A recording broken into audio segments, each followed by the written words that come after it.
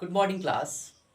हमने अपनी पिछली वीडियो में बात किया था इलेक्ट्रिक डायपोल के बारे में, इलेक्ट्रिक डायपोल मोमेंट के बारे में, और उसके बाद हमने टॉर्क को फाइंड आउट किया था, या कपल ऑफ मोमेंट की आप बात कर सकते हो, उसको हमने फाइंड आउट किया था। आज हम लोग उसी के आगे का टॉपिक लेकर के स्टार्ट करते हैं आज की क्लास। तो आज आपका जो टॉपिक है, टॉपिक का नाम है वैद्युत द्विध्रुव द्वारा किया गया कार्य। कोई वैद्युत द्विध्रुव है, उसे आप इलेक्ट्रिक फील्ड में प्लेस करोगे तो उस कंडीशन में वह क्या कार्य करेगा, उसे हमें फाइंड आउट करना है। कहें क्या कि जब आप किसी वैद्युत द्विध्रुव को क्या करते हो, उसकी साम्यावस्था से, याद करिए साम्यावस्था बताई गई थी कि द्विध्रुव को क्षेत्र की दिशा में यदि हम रख देते हैं तो वह अवस्था क्या कहलाती है, द्विध्रुव की साम्यावस्था कहलाती है। इन्होंने कहा कि जब किसी द्विध्रुव को उसकी साम्यावस्था से किसी अन्य दिशा में विस्थापित किया जाता है तो उस दशा में हमें कुछ काम करना पड़ता है। क्या करना पड़ता है? हमें कुछ कार्य करना पड़ता है, कुछ काम करना पड़ता है। उसी कार्य को हमें निकालना है। ठीक है, चलिए फिगर में देखिए। तो यहां पे क्या कंडीशन है कि एक आपका द्विध्रुव है जो लगाए गए क्षेत्र की दिशा से अल्फा कोण पर व्यवस्थित है। किस कोण पर? अल्फा कोण पर व्यवस्थित है। इस दशा में इस पर जो बल लग रहा है F is equal to q E इधर, और इस पर जो बल लग रहा है वो ये लग रहा है F is equal to q E इस डायरेक्शन में। ये कंडीशन बनी हुई है। अब इस कंडीशन में यदि हम बात करें द्विध्रुव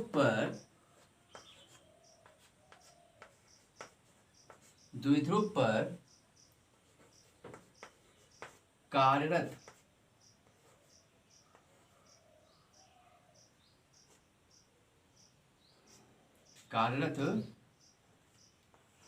बल युग्म का आघूर्ण, क्या बोलेंगे आप? बल युग्म का आघूर्ण तो क्या हो जाएगा भैया? यहां पे आप देखोगे तो यहां पे हो जाएगा tau is equal to p E sine alpha के। इसे मान लिया हमने इक्वेशन 1। ठीक है, तो यहां पे क्या हुआ कि आपका जो द्विध्रुव है अल्फा कोण पर स्थित है, तो इस दशा में इस पर कार्यरत बलयुग्म का जो आघूर्ण है टाउ इज इक्वल टू कितना है? पी ई साइन अल्फा के। ठीक है, कोई प्रॉब्लम तो नहीं है ना? अब यदि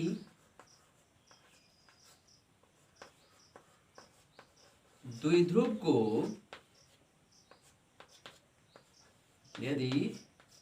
को डी अल्फा कोण विस्थापित किया जाए,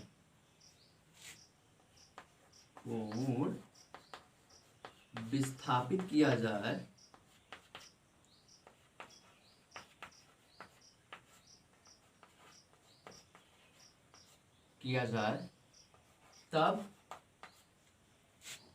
किया गया कार्य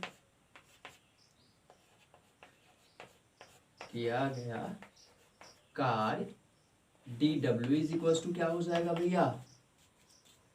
टाउ इंटू डी अल्फा के। कितना हो जाएगा?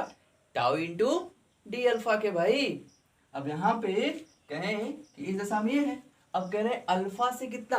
Alpha plus D alpha. तो विस्थापन यही कह रहे हैं, अल्फा से कितना? अल्फा प्लस डी अल्फा स्थिति पे ले आया गया। और ये स्थिति लाई जा रही है तो हम विस्थापन क्या होगा? अंतिम माइनस प्रारंभिक। यहाँ विस्थापन क्या हो गया? D alpha. तो वही कहे कि द्विध्रुव को डी अल्फा कोण विस्थापित किया जाए तब किया गया कार्य कितना होगा भैया? D W is equal to कितना? टाउ इंटू डी अल्फा के। अब इस कंडीशन को हम क्या कर रहे हैं? एक्सपैंड कर दे रहे हैं। यहां पे देखा गया कि भाई जब हम डी अल्फा कोण इस द्विध्रुव को क्या कर रहे हैं, विस्थापित कर रहे हैं, तो किया गया कार्य कितना मिल रहा है, डी डब्ल्यू। अब इसी कंडीशन को हम यदि ऐसा कर दे कि भैया द्विध्रुव को साम्यावस्था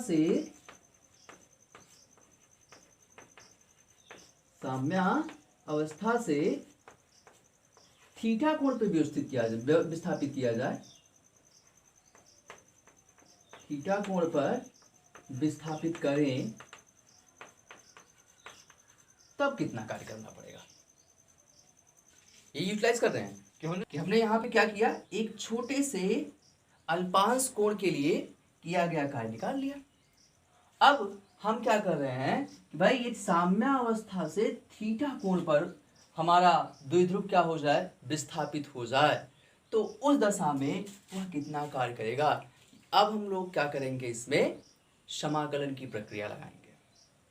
ठीक वैसे ही समाकलन का काम वैसे ही है जैसे हम क्या करते हैं, जब चावल को पकाते हैं, कुकर ना लिया जाए, कुकर के प्लेस पे हम क्या करें, इस पे हम कोई दूसरा इंस्ट्रूमेंट यूज़ करें पकाने के लिए, तो हम लोग क्या करते हैं, चावल को चेक आउट करते हैं, और चेक करने के बाद उसमें क्या करते हैं, हम एक छोटा सा भाग ले लेते हैं उस चावल का जिसको पका रहे हैं, उसी को चेक करते हैं और बोल देते हैं कि भाई चावल पक गया है या चावल अभी कच्चा है।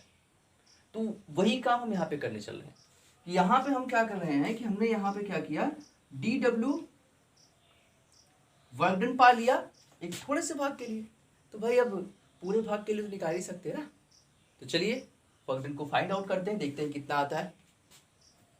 अब यहाँ पे हमने देखा कि किया गया कार्य d W is equal to tau d alpha है, तो यहाँ पे हम लिख रहे हैं, इसलिए द्विध्रुव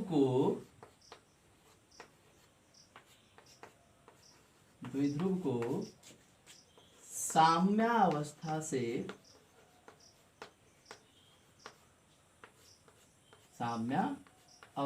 से थीटा कोण विस्थापित करने में, थीटा कोण विस्थापित करने में किया गया कार्य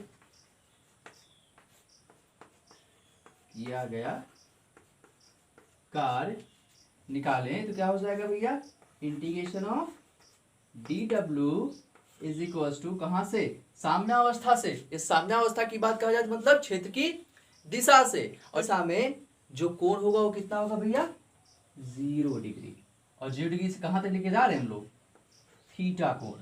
ठीक, तो यहाँ पे क्या हो जाएगा, 0 to theta tau d alpha के। अब टाउ की वैल्यू रख दीजिए, यहाँ पे इंटीग्रेशन करोगे तो डी डब्ल्यू का क्या हो जाएगा, W is equal to integration 0 to theta. अब टाउ की वैल्यू आप रखोगे तो क्या हो जाएगा भैया, p E sine alpha D alpha के। क्या मिला भैया, p E sine alpha D alpha के। ठीक है, हमको ये मिल गया। अब जो कांस्टेंट है उसको बाहर कर लीजिए, उसके बाद जो वेरिएबल है उसका हम क्या करेंगे, इंटीग्रेशन कर लेंगे। तो चलिए इंटीग्रेशन करते हैं, देखते हैं हमें क्या मिलता है।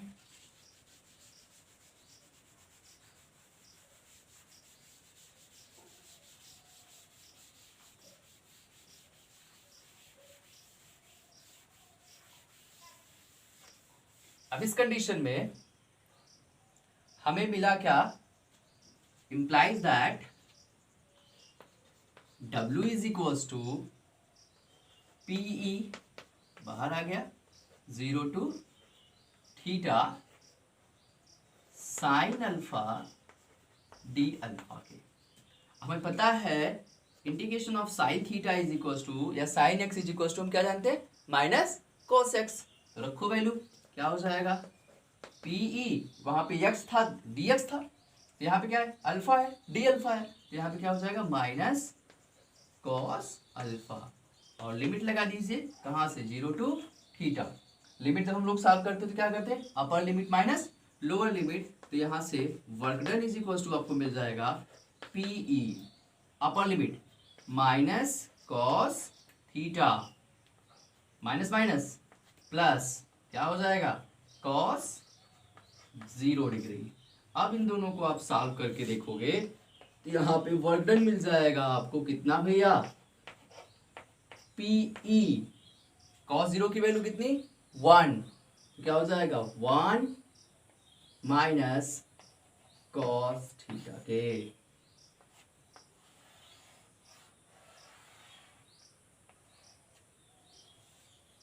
ठीक है, तो यहां से क्या मिल गया W is equal to p E 1 minus cos theta के। क्लियर कि जो वर्क डन आपको करना पड़ेगा वो इतना करना पड़ेगा, W is equal to p E 1 minus cos theta के। यहां से हम केसेस देख लेते हैं। अभी हम साम्यावस्था की स्थिति देखते हैं कि साम्यावस्था की स्थिति में कितना काम करना पड़ेगा। यदि इसको 90 डिग्री पर विस्थापित कर दें तब कितना कार्य करना पड़ेगा, सब चीजों को अब स्टेप बाय स्टेप देखते हैं। ओके, तो चलिए पहला केस देखते हैं। इसका पहला केस है इसका केस फर्स्ट। केस फर्स्ट की बात करें हम,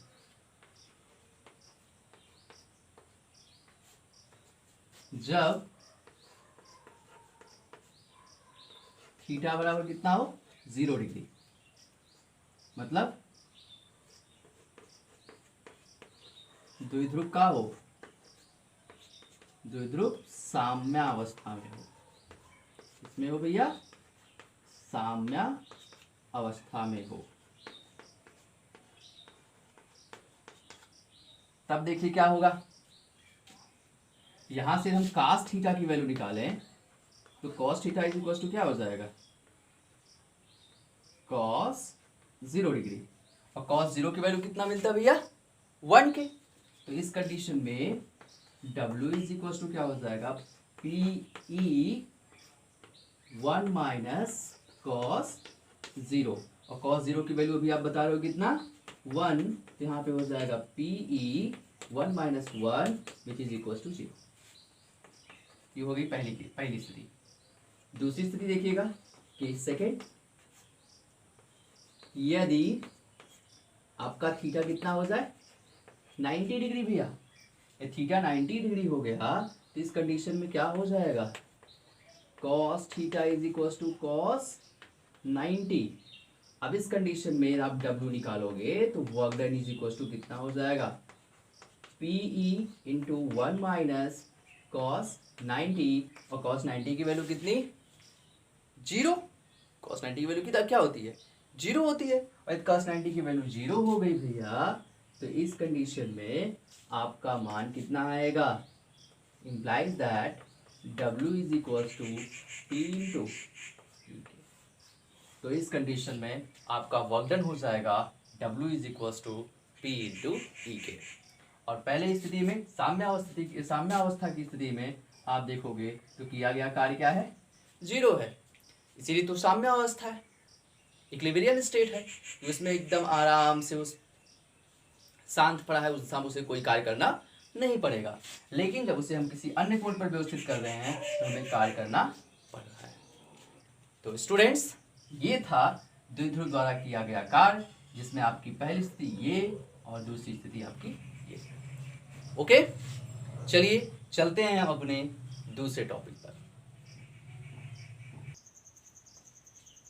स्टूडेंट्स, अब हम लोग पढ़ने चल रहे हैं द्विध्रुव की वैद्युत स्थितिज ऊर्जा के बारे में, electric potential energy of an electric dipole. कि आपका कोई वैद्युत द्विध्रुव है तो उसकी वैद्युत स्थितिज ऊर्जा क्या होती है उसके बारे में हम पढ़ने चल रहे हैं। ठीक है, क्या होती है देखिएगा। यहां पे कहा गया कि जब आप किसी द्विध्रुव को अनंत से, कहां से अनंत से लेकर के आते हैं कहां पे हम वैद्युत क्षेत्र के अंदर, कि जब किसी द्विध्रुव को अनंत से किसी बाह्य वैद्युत क्षेत्र के अंदर ले आया जाता है तो उस दशा में किया गया कार्य, जो आप कार्य करते हो वह कार्य उस द्विध्रुव की वैद्युत स्थितिज ऊर्जा कहलाती है। क्या कहे कि जब किसी द्विध्रुव को अनंत से किसी वैद्युत क्षेत्र के अंदर लाया जाए तो उस दशा में द्विध्रुव द्वारा किया गया कार्य निकाय उस द्विध्रुव की वैद्युत स्थितिज ऊर्जा कहलाती है। ठीक, कहां से लाना है? अनंत से। कहां पे ले जाना है? वैद्युत क्षेत्र के अंदर। तो इस दशा में जो भी कार्य करेगा, द्विध्रुव द्वारा जो कार्य किया जाएगा वही कार्य उसमें स्थितिज ऊर्जा के रूप में संचित हो जाएगा, जिसे द्विध्रुव की या वैद्युत द्विध्रुव की वैद्युत स्थितिज ऊर्जा कहते हैं। ठीक है, चलिए कितना इसकी वैद्युत स्थितिज ऊर्जा होगी उसको अब फाइंड आउट करते हैं। ठीक है भैया, देखिएगा कि ये सिरा ए है, ये सिरा बी है, तो कंडीशन क्या है? अनंत से आपका द्विध्रुव आ रहा है, कहां पे? क्षेत्र के अंदर। तो द्विध्रुव अनंत से आ रहा है भाई। जब आपका निगेटिव वाला पोल यहां रहा होगा, ए यहां पहुंचा होगा बी पोजीशन पर, यहां पे निगेटिव वाला पोल रहा होगा,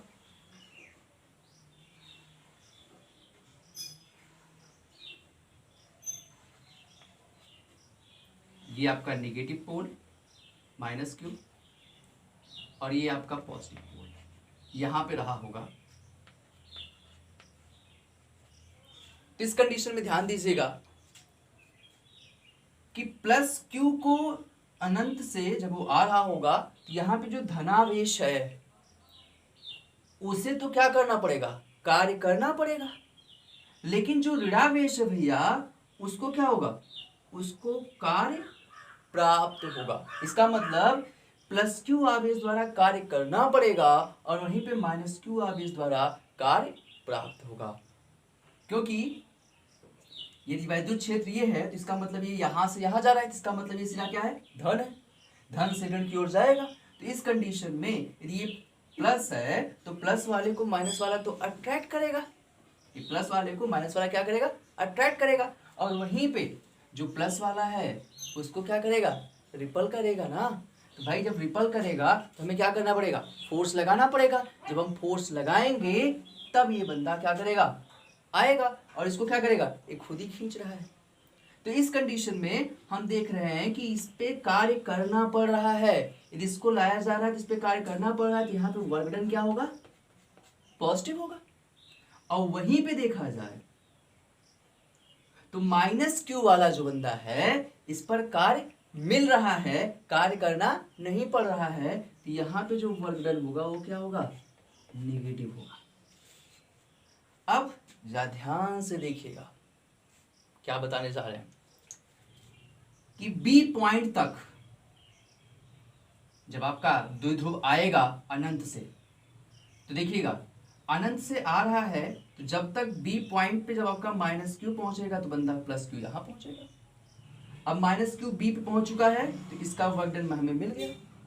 और जब आपका प्लस क्यू वाला बंदा बी पे पहुंचेगा तो वही वर्क डन, जो वर्क डन हमें माइनस क्यू के लिए मिला था उतना वर्क डन हमें प्लस क्यू के लिए क्या करना पड़ेगा? करना पड़ेगा। और उस कंडीशन में जो वर्क डन माइनस क्यू के लिए हमें बी तक मिला था वही वर्क डन हमें इसके लिए भी मिल रहा है। लेकिन यहाँ पे मिल रहा था, यहाँ पे करना पड़ा था, तो दोनों एक दूसरे को क्या कर देंगे? कैंसिल कर देंगे, निरस्त कर देंगे। बचा क्या? बचा हमें क्या कि जो ये माइनस क्यू वाला जब आपका प्लस क्यू वाला यहां से यहां आया तो माइनस क्यू वाला कहां चला गया? यहां से यहां आ गया। तो कुल कार्य देखा जाए तो क्या हुआ कि इसको यहां तक आने में जो कार्य इसने किया, इस नेगेटिव चार्ज को अनंत से यहां तक आने में किए गए कार्य के बराबर रहा। केवल ये परिणामी विस्थापन देखा जाए तो परिणामी विस्थापन या जो कार्य करना पड़ा वो किसके द्वारा किया गया कार्य है? माइनस क्यू द्वारा। कितना? बी से ए तक आने में। यही यहां पे देखा जाए तो रिजल्टेंट वर्क मिल रहा है जब आपका द्विध्रुव अनंत से क्षेत्र के अंदर बिंदु ए तक आता है। तो यहां पे यदि आपसे पूछा जाए तो आप लिखेंगे क्षेत्र की दिशा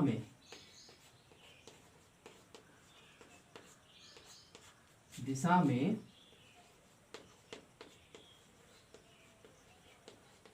अनंत से क्षेत्र के अंदर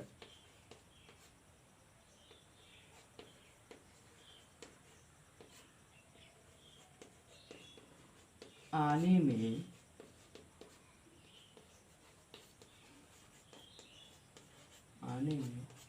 द्विध्रुव का परिणामी विस्थापन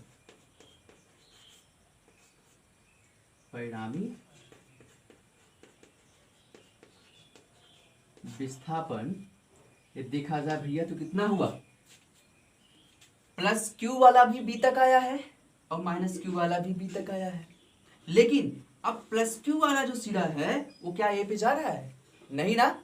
और माइनस क्यू वाला क्या हुआ? ए तक आया हुआ है। इसका मतलब इनका परिणामी विस्थापन देखा जाए तो विस्थापन कुल कितना है? यहाँ तक तो दोनों आए हैं, यहाँ पे जो विस्थापन है केवल माइनस क्यू का है। कहाँ से? बी से ए तक। तो यहाँ पे परिणामी विस्थापन कितना मिला आपको? बी ए मिला। यही मिला ना। यहाँ पे देखा जाए तो परिणामी विस्थापन आपको मिला बी ए के बराबर। यदि बी ई के बराबर परिणामी विस्थापन मिला है तो मैंने बताया कि बी तक, बिंदु बी तक जब द्विध्रुव आएगा तो प्लस क्यू और माइनस क्यू आवेश द्वारा किया गया कार्य आपस में निरस्त हो जाएगा, क्योंकि जितना कार्य ये करेगा उतना कार्य इसको मिलेगा। आप देख सकते हैं कि माइनस क्यू यहाँ पे आया तो आपका प्लस क्यू यहाँ पे था। अब जब ये बंदा प्लस क्यू यहाँ पे आएगा तो क्या होगा? ये वाला यहाँ पे आ जाएगा। लेकिन यहाँ पे देखा जाए जब बंदा माइनस क्यू बी पे पहुंचा तो जो कार्य किया था उतना ही कार्य जब प्लस क्यू वाला बंदा बी पे पहुंचा तो उसे करना पड़ा। इसको इतना मिला उतना करना पड़ा। तो ये दोनों क्या हो गए? आपस में बराबर हो गए। एक को करना पड़ा, एक को मिल गया, तो इसमें ये दोनों आपस में बराबर होकर के कैंसल आउट हो गए। अब यहाँ पे जो परिणामी कार्य मिला वो केवल और केवल मिला माइनस क्यू आवेश को बी से ए तक आने में।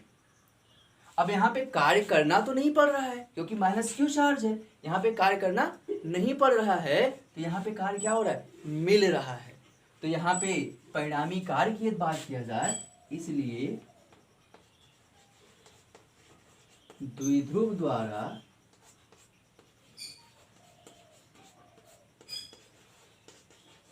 किया गया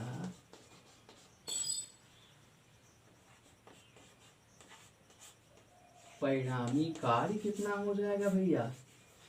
परिणामी कार्य देखा जाए तो आप लिख सकते हो W बराबर माइनस क्या लिखोगे भैया? क्या कहोगे?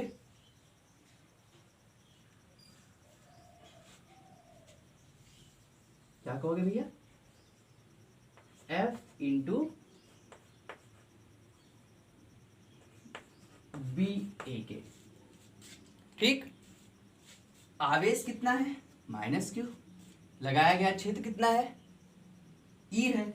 तो हम लोग जानते हैं भैया ई बराबर एफ बटे क्यू के। तो यहां से यदि हम एफ निकालें तो एफ बराबर क्या हो जाएगा? क्यू इंटू ई के ना। यदि हम ये चीज जानते हैं तो हम यहाँ पे यूज कर सकते हैं ना। तो रखिए, रख करके देखिए क्या मिलेगा।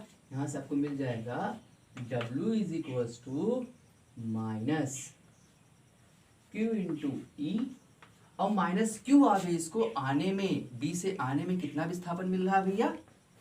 2L दूरी तय कर रहा है।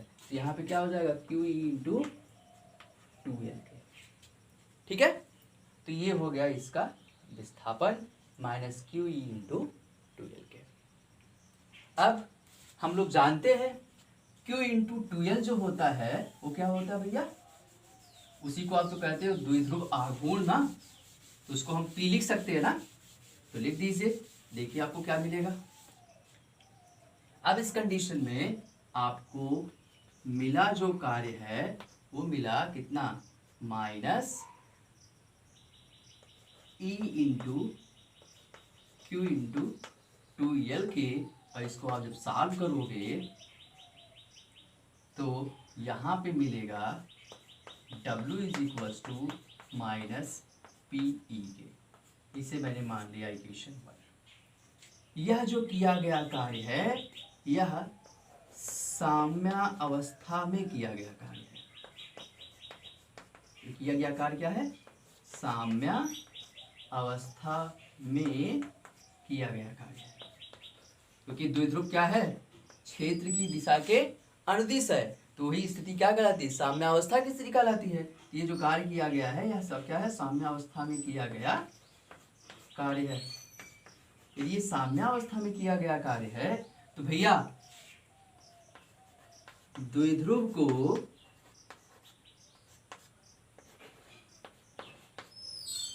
साम्यावस्था से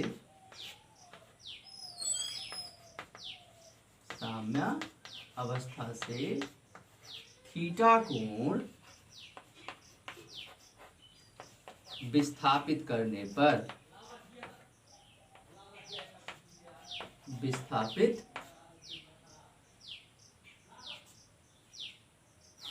द्विध्रुव को साम्यावस्था से थीटा कोण विस्थापित करने पर किया गया कार्य कितना होगा भैया, किया गया कार्य यदि हम निकालें तो अभी हम लोग निकाले थे कितना, W is equals to PE into क्या, 1 माइनस कॉस थीटा के। ये तो निकाले थे कि W is equals to PE 1 minus cos theta के। कहाँ पे, ये क्षेत्र के अंदर, क्योंकि साम्यावस्था की बात आ गई, इसका मतलब द्विध्रुव क्या है, क्षेत्र के अंदर है। और साम्यावस्था से थीटा कोण पर जब विस्थापित किया गया तो किया गया कार्य इतना हो गया। और साम्यावस्था तक आने में जो कार्य करना पड़ा वो कितना है, ये है। तो परिणामी या कह सकते हैं कुल कार्य कितना करना पड़ा, अब तो निकाल सकते हैं ना। तो कुल कार्य कितना करना पड़ा उसको देखते हैं। जब कुल कार्य की बात करें तो देखिएगा क्या मिलेगा,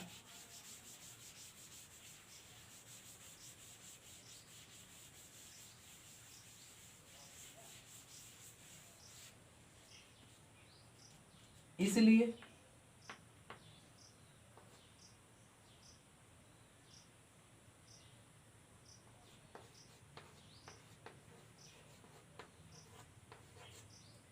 द्विध्रुव द्वारा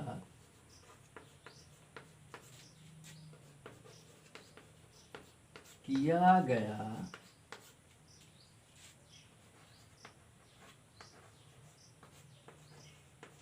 कुल कार्य W बराबर कितना हो जाएगा भैया, कितना पास आओगे अब,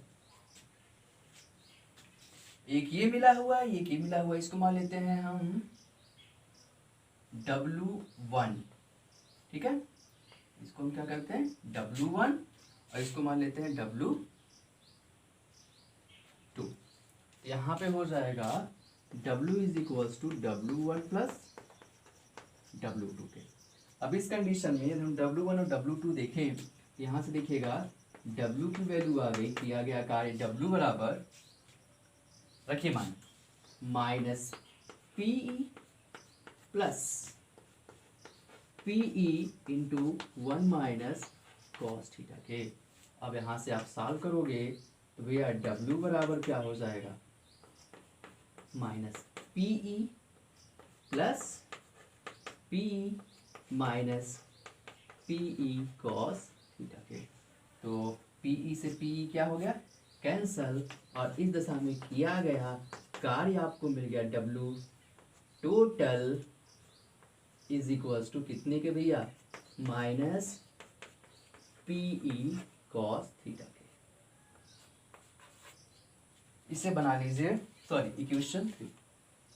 ये बन गया आपका कितना, इक्वेशन 3 बन गया। अब इसके बाद देखिएगा, अभी आपने कहा कि जो कुल कार्य करना पड़ेगा द्विध्रुव को क्या करने में, अनंत से क्षेत्र के अंदर आने में, किसी स्थिति पे। तो यहाँ पे क्या है, थीटा कोण पे आ रहा है, तो किया गया कुल कार्य कितना हो गया भैया, इतना। तो इस दशा में इसलिए द्विध्रुव की वैद्युत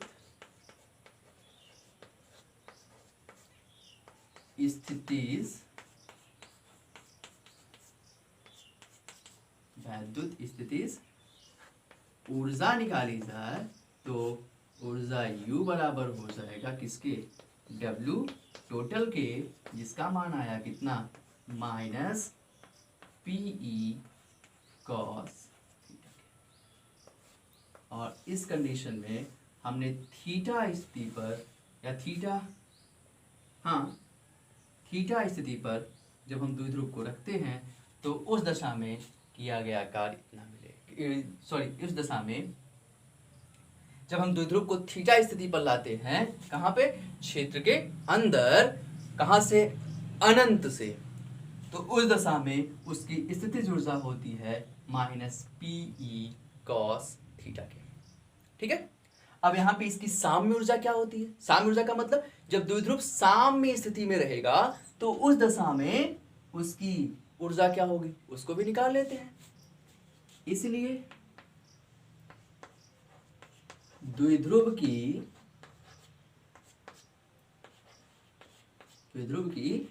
साम्य ऊर्जा, साम्य स्थितिज ऊर्जा कहिए तो ज्यादा बेटर रहेगा, साम्य स्थितिज ऊर्जा कब होगा भैया, क्षेत्र की दिशा के अंदिश ना, और क्षेत्र की दिशा में थीटा कितना हो जाएगा, 0 डिग्री। तो यहाँ पे देखिए U0 इज इक्वल टू, रखोगे इसी को हम U0 भी बोलते हैं, तो यहाँ पे रखिए क्या हो जाएगा, cos 0 की वैल्यू कितनी, 1, तो यहाँ पे क्या आ गया, माइनस PE के।